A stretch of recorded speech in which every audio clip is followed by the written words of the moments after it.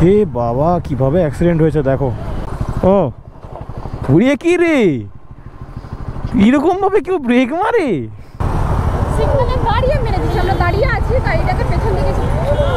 গাড়ি এখন উঠাচ্ছে, কি রাফ ভাবে এরা গাড়িগুলোকে নিয়ে যায়।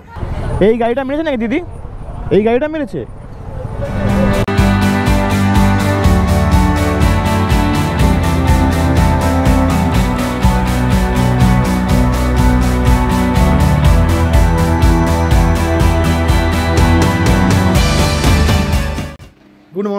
গুড মর্নিং সকলকে। মাই ইকো ক্যাম্প উড়িষ্যা। তো এখন সকালবেলায় 10টা বাজে, ব্রেকফাস্ট করতে যাবো। ব্রেকফাস্টে পরোটা বলেছি, পরোটা আর ঘুগনি খাবো।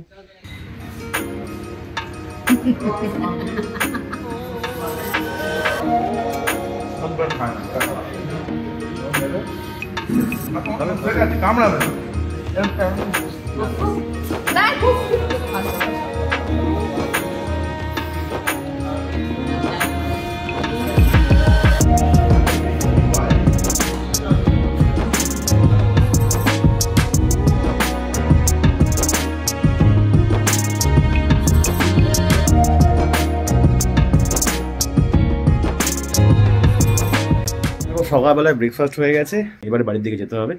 যেতে ইচ্ছা করছে না, বাট যেতে হবে। আর আমার সাথে বিশ্ববিদ্যা রয়েছে। তোমাদেরকে রুমের কি ডিটেলস আছে, মানে AC room, non AC room, tent, cottage কি কি আছে সেগুলো সব তোমাদেরকে বলে দেবে। নমস্কার, আমার নাম বিশ্বজিৎ। তো আমাদের এখানে আসতে হলে তো বাই রুট, তারা যেমন বাইক নিয়ে আসছেন, আপনি দেখেছেন, বাইক নিয়ে আসতে পারেন কি কার নিয়ে আসতে পারেন। আরেকটা রুট আছে ট্রেন রুট, যেটা কি আমাদের নিয়ার বাই স্টেশন হচ্ছে বালেশ্বর। বালেশ্বর থেকে এখানকার ডিস্টেন্স হচ্ছে 35 কিলোমিটার। তো 35 কিলোমিটারে আপনার মানে অটো কি গাড়ি যেটা নিতে পারেন আপনি, ওই হিসাবে আপনার ফোন করলে আমরা নাম্বার দিয়ে দেবো। অটো 700 টাকার মধ্যে পড়ে, আর গাড়ি ওই 1200 টাকার মধ্যে পড়ে। আর হচ্ছে এখানে আমাদের টেন্ট ফেসিলিটি আছে, যেটা কি টেন্ট 1300 টাকা থেকে স্টার্ট হচ্ছে, খাওয়া দাওয়া নিয়ে package per head including fooding 1300 টাকা পার হেড। আর হচ্ছে যেটা নন এসি রুম, ওটা হচ্ছে 1800 টাকা পার হেড। আর গ্রুপ রুম যেটা আছে 4জন 5জন একসঙ্গে থাকার জন্য, ওটা হচ্ছে 1600 টাকা পার হেড খাওয়া দাওয়া নিয়ে। আর যেটা হচ্ছে আপনার এসি রুম স্টার্টিং হচ্ছে 2200 টাকা থেকে। 2200 টাকার মধ্যে দুজনের খাওয়া 2200 মানে 4400 টাকা পড়ে পার হেড সিস্টেম সবগুলো। তো ইনক্লুডিং ফুডিং যেহেতু 2200 টাকা AC room normal AC cottage, তারপরে একটা ডিলাক্স এসি কটেজ আছে যেটা কি 2500 টাকা পার হেড। আর একটা প্রিমিয়াম বাথরুম এসি কটেজ আছে যেটা কি হচ্ছে 2800 টাকা per head including fooding. Fooding এর মধ্যে আপনার থাকছে ওয়েলকাম ড্রিঙ্কস, থাকছে ডাবের জল, তারপরে থাকছে লাঞ্চে থাকছে আলু ভাজা, ডাল, সবজি, চাটনি, পাঁপড়, সালাড, তার সঙ্গে একটা ফিশ কারি থাকে, পমফ্রেট, চিংড়ি, কাঁকড়া যে যেটা নিতে পারবেন। আর সন্ধ্যাবেলা স্ন্যাক্স থাকে ভেজ পকোড়া, চায়।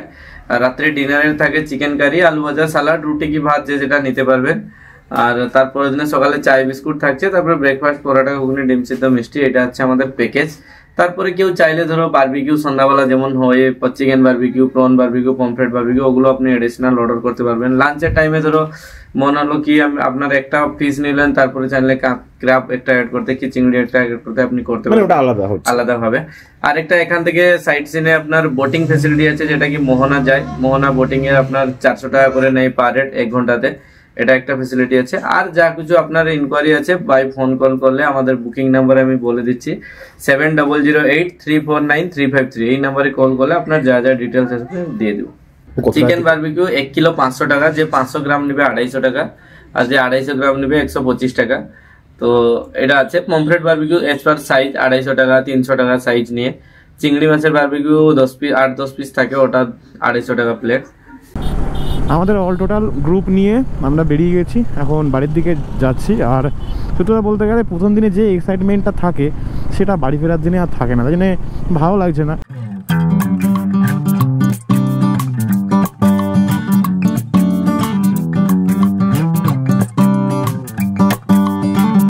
হাইওয়ে থেকে যখন নামবে তখন এই ডান দিক দিয়ে তোমাদেরকে নামতে হবে, আর যখন আবার হাইওয়েতে উঠবে তখন এই নিচ দিক দিয়ে গিয়ে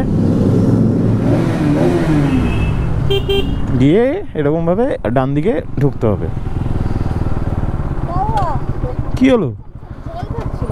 ও ঘুরিয়ে কি রে, এরকম ভাবে কেউ ব্রেক মারে?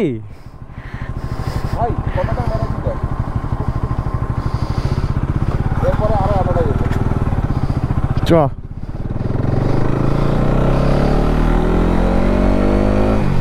ফাইনালি হাইওয়েতে উঠে গেছি। তবে তোমাদেরকে একটা কথা বলবো যে এই যে ঘুরে বেড়ানোর মধ্যে একটা আলাদা মজা আছে।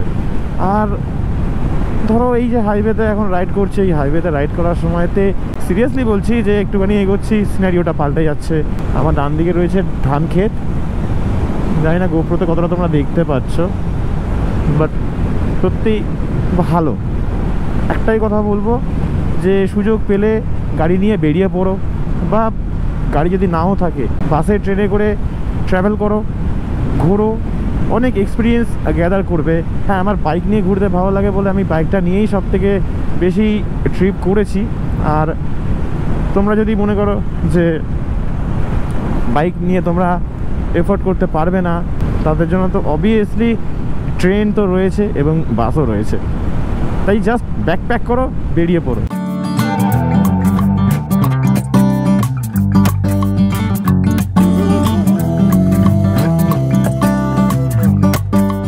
ক্যাম্প থেকে বেরিয়ে মোটামুটি 55 কিলোমিটার রাইড করে ফেলেছি। আর 55 কিলোমিটার রাইড করার পর একটু দাঁড়িয়েছি চায়ের ব্রেকের জন্য, কারণ সকালবেলা ওখানে যে চাটা দিয়েছেন আমার ঠিক ভালো লাগেনি খেতে, কারণ সকালের চাটা একটুখানি যদি পারফেক্ট না হয় তাহলে ঠিক ভালো লাগে না। তো এখন একটুখানি চায়ের বিরতি নিয়েছি, আর ততক্ষণে তোমরা এনজয় করো এখানকার রোড শো।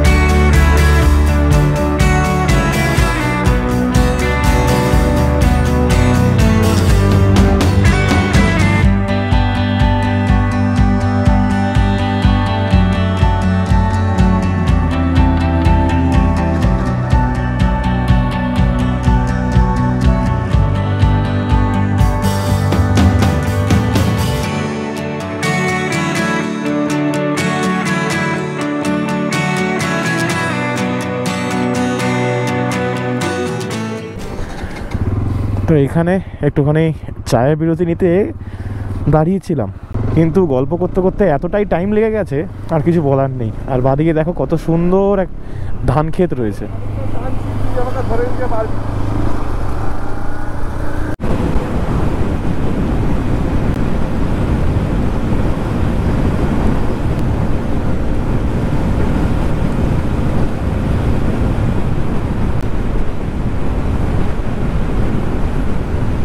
তবে বন্ধুরা একটা কথা তোমাদের সাথে না শেয়ার করে আমি পারছি না, সেটা হচ্ছে যে উড়িষ্যার রাস্তাঘাট কিন্তু সত্যি খুব পরিষ্কার পরিচ্ছন্ন। হ্যাঁ, এটা আমারই তো বাস, আমারই বাস।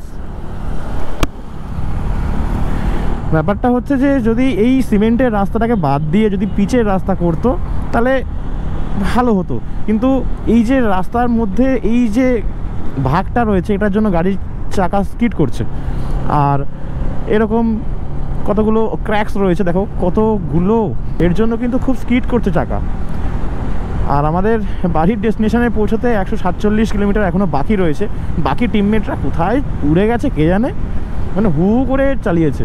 ছোট গাড়িতে একটা জিনিস খুব ভালো লাগে যে জামে ফাঁসতে হয় না, সাইড দিয়ে কাটিয়ে বেরিয়ে যাওয়া যায়। আমরা বাইকার্সরা যারা বাইকে করে ট্রাভেল করি তারা অনেক কিছু না লাইফে এক্সপিরিয়েন্স করতে পারে। যেমন হচ্ছে এই যে সকালবেলায় আমরা বেরোলাম, সকালবেলায় সূর্য ওঠা, রাত্রি হওয়া, সন্ধে হওয়া, দিন তারপরে এরকম হাইওয়েতে সকাল থেকে এখন বিকেল হতে যায়, বিকেলে ঘড়ির কাঁটায় বাজে এখন ওই 4টের কাছাকাছি। তো সেই সূর্য উদয় থেকে একদম সূর্যাস্ত অবধি সব কিছুটাই একদম বাই রোডে এক্সপিরিয়েন্স করা যায়। এটা কিন্তু একটা অনবদ্য ব্যাপার। ফাইনালি আমরা কোলাঘাটে এসে পৌঁছেছি। আর রিজু যে আমার সাথে ছিল সে কোথায় আছে খুঁজে পাচ্ছি না। আর সারাদিনে কিছু খাওয়া দাওয়া তো সেরকম হয়নি, তো এখন খাবো। এখন ঘড়ি কাটায় বাজে হচ্ছে 4:28, আর এই 4:28-এর সময় নাকি আমরা লাঞ্চ করব। মানে বাবা যায় কি অবস্থা। তো মোটামুটি একটানে কোলাঘাটে গাড়ি ঢুকিয়ে দিয়েছি, আর এখানে করবো এখন ওই বলতে পারো মানে ইভিনিং স্ন্যাক্স বা হয়তো লাঞ্চ এরকমই কিছু একটা।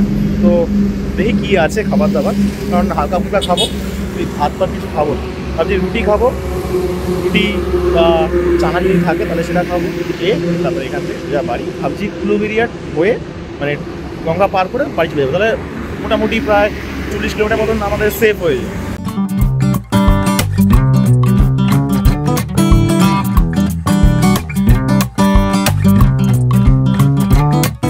কোলাঘাটে বিকেল 5টার সময় লাঞ্চ করছি, তো কিছু বলার নেই, খেয়ে নিই। খাবারটা একটুখানি টেস্ট করলাম, ভালো করেছি। তো আমরা এখানে আর কি লাঞ্চ কাম স্ন্যাক্স সব কিছু সারলাম, সেরে এখন বাড়ির দিকে যাচ্ছি। কয়েকজন মিলে আমরা ডিসাইড করলাম যে আমরা লঞ্চ পার করে নেবো, বেকার 40 থেকে 42 কিলোমিটার এক্সট্রা গাড়ি চালাবো না। তো এই হচ্ছে ব্যাপার। এখন ক্রস করছি হচ্ছে কোলাঘাট ব্রিজ, আর কোলাঘাটের থেকে উলুবেড়িয়া জেটি ঘাটের ডিস্টেন্স হচ্ছে 27 কিলোমিটার। তো যেতে বেশিক্ষণ সময় লাগবে না, রাস্তা তো ভালো, শুধু একটু রাস্তা খারাপ আছে উলুবেড়িয়া জেটি ঘাটে যাওয়ার জন্য। হে বাবা, কিভাবে অ্যাক্সিডেন্ট হয়েছে দেখো, হাইওয়ের মাঝখানে এরকম একটা ঘটনা। এই লরিটা মেরে দিয়েছে।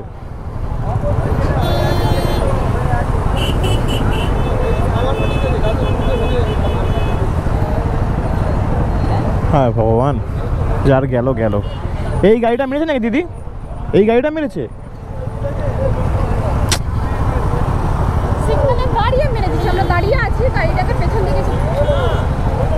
হ্যাঁ, গাড়িটা তো পেছন দিকেই থাকবে। অ্যাক্সিডেন্ট হয়েছে, এই গাড়িটা মেরে দিয়েছে একজনকে।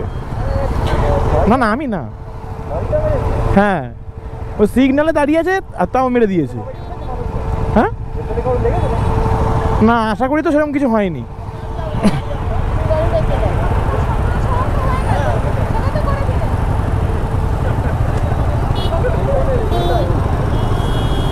কি অবস্থা!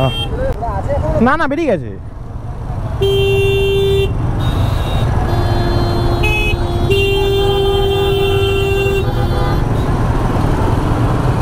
কি অবস্থা ভাই, 4 হুইলার নিয়েও নাকি সেফ নেই। দেখো গাড়িটার কি অবস্থা দেখো।